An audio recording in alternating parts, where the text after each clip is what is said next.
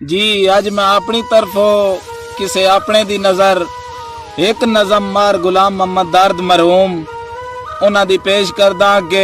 परायां दी तक ते चा अपने बुलाए नहीं जे ओ थक पियो नहीं ते वत के करे से गरीबी दा दुश्मन जे खुद ते गरीबी दे दे आ गयो नहीं ते वत के करे से उजाड़न वसावण हसावण रोआवण ए रोड़ा ते सावण खुदा दा निजाम है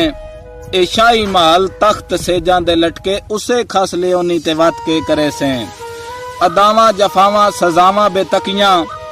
जेड़े बख्त जो बंदे टिल ते करे न खुदा ना करे पर तकबर दे जुर्म च दोए ना रहो नी ते वत के करे से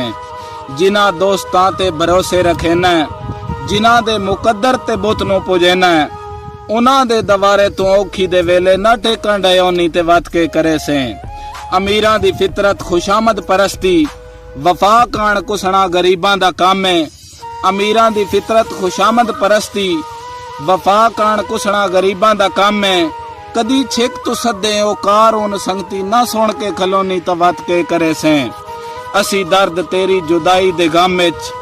डुलांदे ते डांदे कदी मर विसाए मंगाली दे आसे बरम दी ज़ईफी दे काम ना आयो नी ते वत के करे से